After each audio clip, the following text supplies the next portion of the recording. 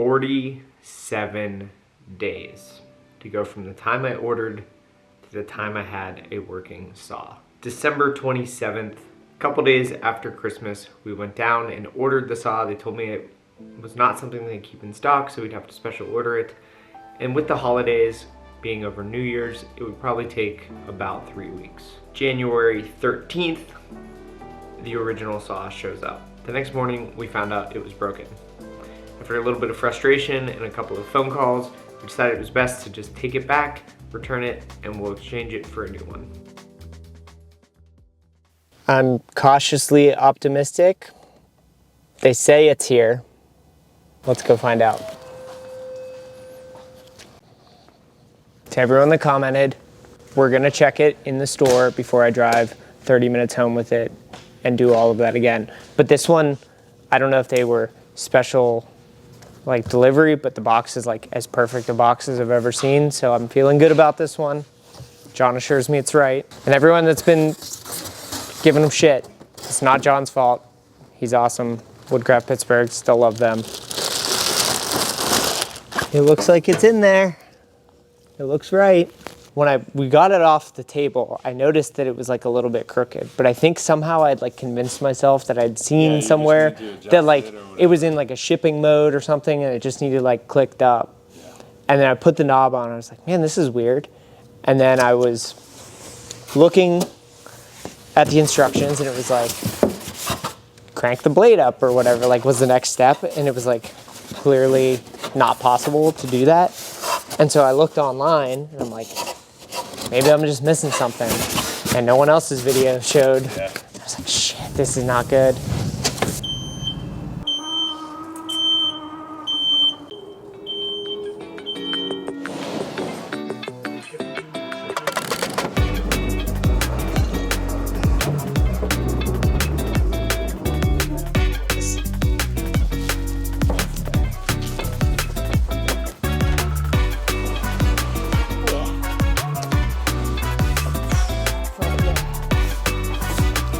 Yes!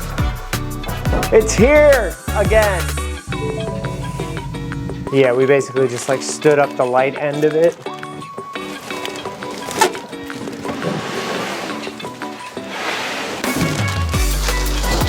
You got it?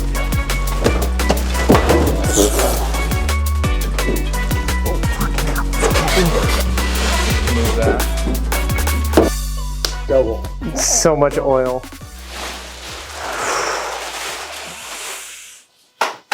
Sweet. Victory!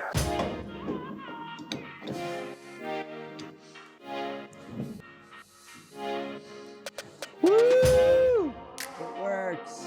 All right, this is where everything went wrong before.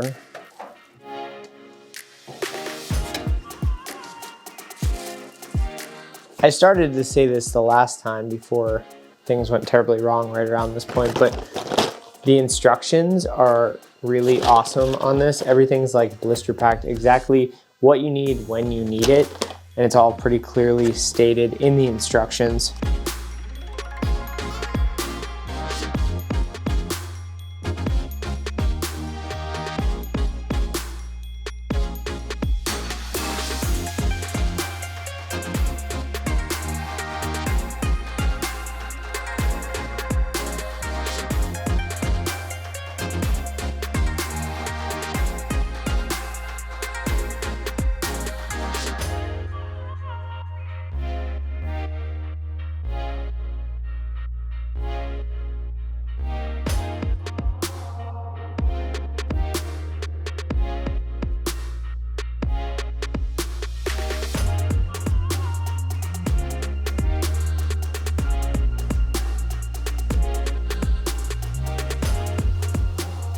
Day 2.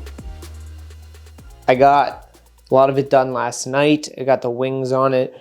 Everything was super greasy because they put it in like a packing grease so that nothing gets rusty or messed up in shipping. But it just turned into like I was greasy, the wrenches were greasy, the bolts were greasy, nothing. It was like a slip and slide. It was bad. Now we got to put the rails for the fence on it. The way they do it is you buy the saw. So this part is separate from, well, you order it all together, but it's like a separate piece. So you could have the bigger fence or the bigger motor or the smaller fence and the bigger, you can kind of mix and match. So it came with this ridiculously nice, this is like a poster. I don't know why their instructions are awesome, but this seems a little unnecessary. It gives you like clear instructions on how to do this. And this part definitely feels like it was intended to do by yourself, where the wings, I probably should have had some help last night, but I'm a child on Christmas basically, so we got excited and we didn't do that. I've got to say, SawStop, your packaging along with the instructions is incredible. Everything is like labeled front and back with exactly what you need when you need it in the exact amounts. And the instructions tell you what it is, where it's going, when you need it. So what they say to do is this hole next to the notch. There's little notches here that go with the miter slots. So what they say you're gonna do is you actually set the thing down on the ground, and then you line up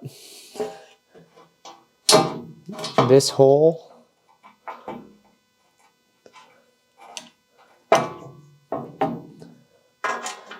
with the two, line up the one hole, leaving this kind of on an angle. And I don't think we tighten it all the way, but then you can just pivot the thing up and not have to hold the damn thing all crazy like while you get the rest of it in.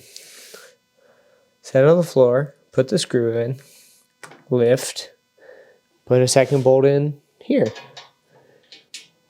Man, what a time to be alive.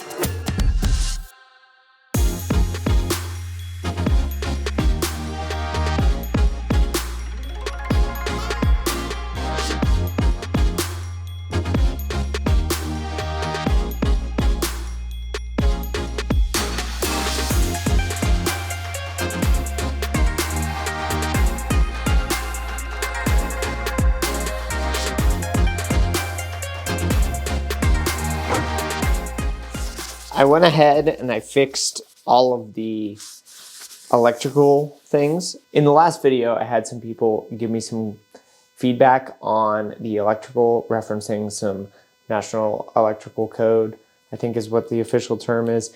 Anyway, you guys are great. I love that we can have a constructive conversation in the comments about the correct way to do things, because I know that I have no idea what I'm doing a lot of the time. I'm trying my best, but the fact that we can sort of share and communicate like humans in the comments and be productive and nice about it is awesome. I want to encourage that in the future.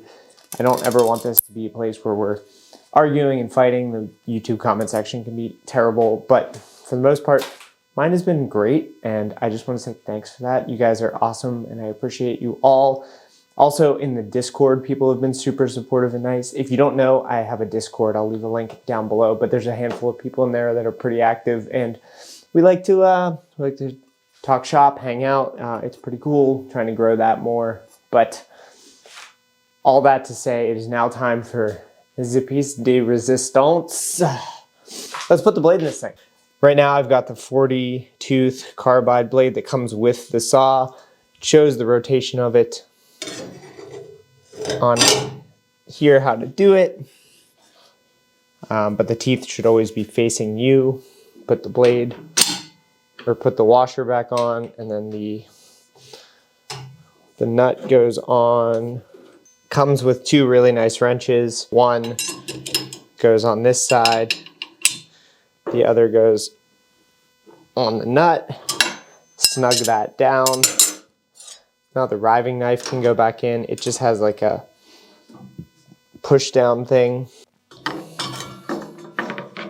So now we have the control module itself. This is where you turn it on and off. There's like a big power There's like the big on and off and then the little one. So the little one has to be in the on position for the whole saw to work. So at the end of the day or whatever, you would turn this one off. You can actually remove this yellow part. It locks it in the off position. So if you were, you know, somewhere, we don't have kids, but if you did have kids around or were out of town or didn't trust people to be safe with it, you could actually take that part out, and then the thing isn't able to be turned on. Machine has a couple of lights. This light will be green when it is ready to go. If you touch the blade and the machine is off and you touch the blade, this light will blink to show that it is making the circuit, which means that the safety cartridge would work, and then you don't want to be touching it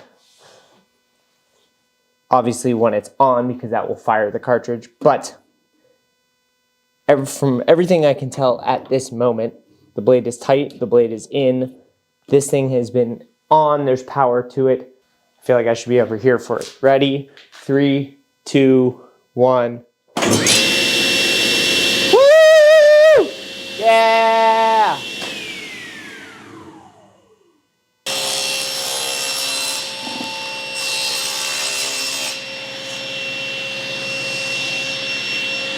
Wow. Yes!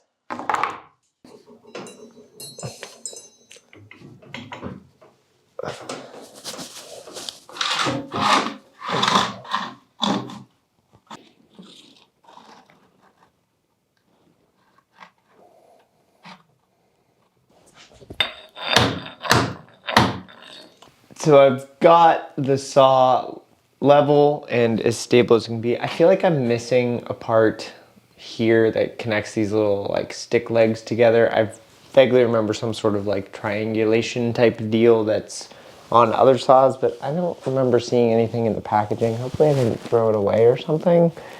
That would be bad. Got the old work table leveled, but it's too tall. The table is like 2 3/4 of an inch tall, but we also have to deal with the slope of the floor, so I'd have to do some kind of like scribing, crazy cutting, and then never move the table again. Or I have to order some leveling feet, which I should probably just order a bunch of those anyway. And I'm thinking that this just isn't really the right shape for this table. This is a 4 by 4 foot table. The saw itself is about 5 feet wide. So I think something that's more like 5 feet by no more than 4 feet. I'm even thinking 4 might be a little long for in here. 3 feet this way, and then do the 5 foot. So that would require me to go buy a whole new sheet of plywood or MDF. I like the MDF top. Maybe I do a little bit of an epoxy hardening, like a penetrating epoxy in it to keep it from getting all nasty and smashed up. It's taken a lot to not just hack this table up permanently just so I have an outfeed table so we could just like make sawdust until my wife comes home and worries about me and my mental sanity. I think I'm just gonna save all that for another video. I appreciate every single one of you for the messages and support. Some of you even coming to the coffee shop every once in a while and have been emotionally invested in this journey. 47 days and then some change of me messing around with it here, but it's finally here. And I am so grateful for every single one of you following along. Tune in next week where I think we're gonna build the outfeed table the right way. Let me know your thoughts down below on the size and features that we'd like to see. I think down the line and an add-on that we could do is a router table in the outfeed table, but I think let's just start basic. Probably should build some cabinets for some more storage, and then this miter saw is also on the list. So I will catch you guys on the next one. Thanks for being you guys. See you later. And here it is, fully, oh God, we're going downhill. Oh Lord.